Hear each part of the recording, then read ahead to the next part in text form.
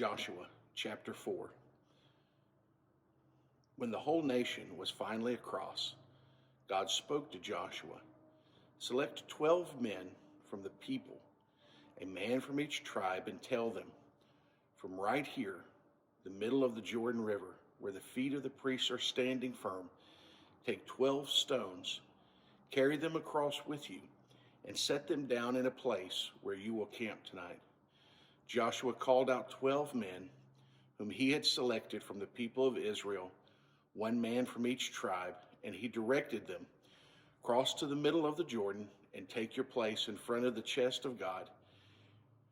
Each of you heft one stone to your shoulder, a stone for each of the 12 tribes, the peoples of Israel. So you will have something later to mark the occasion. When your children ask, "What are these stones to you?" you will say, "The flow of the Jordan River was stopped up in front of the chest of the covenant of God as it crossed the Jordan River. These stones are a permanent memorial for the people of Israel." Good morning. Today is an important day, a historical day for Authentic Life Fellowship.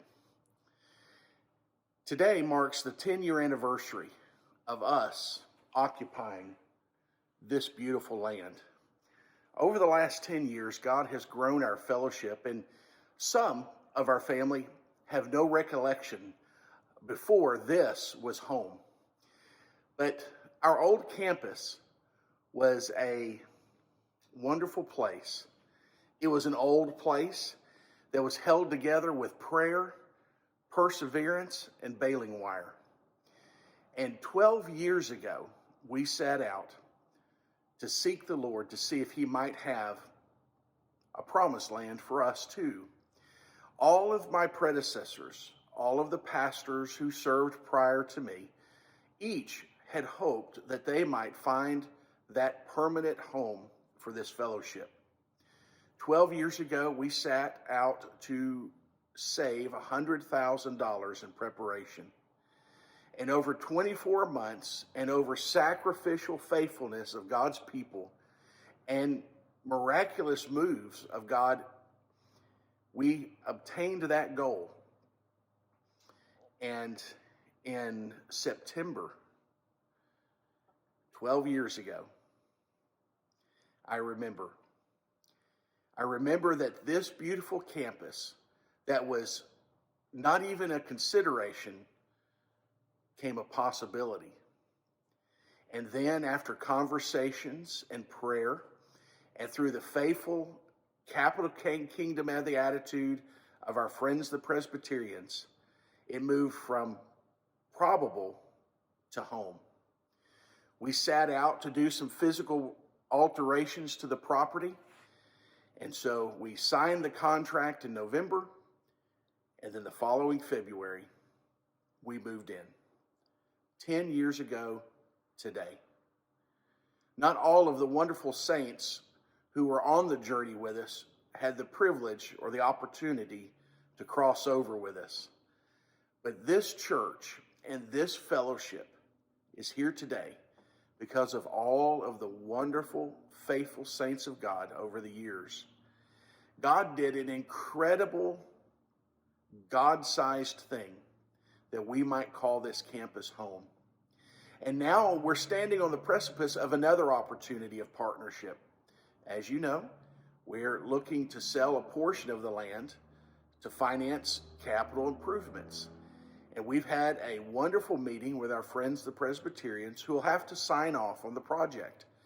And we are hoping that the Lord might lead them to his will.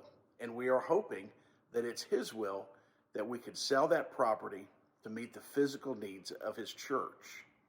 Now, I want to remind you today, like the Lord called us to be reminded 12 years ago, our prayer was, Lord, we want what you want. We want it when you want it, and we want it how you want it. Friends, regardless of the business decision, always remember this, that God is our provider. His promises are true, and He will meet all of our needs. As you watch this, and for many of you, you'll think back over that wonderful journey. What a wonderful time it was. What a blessing it was. And today, we continue to live in the blessing. And let us be mindful and let us be intentional to share with those who come behind us, who ask, what has God done for Authentic Life? Well, my friends, all you have to do is look.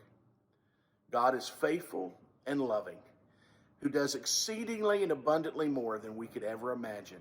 And that same God who led us from the past continues to lead us into the future. God bless you, and may God continue to bless Authentic Life Fellowship.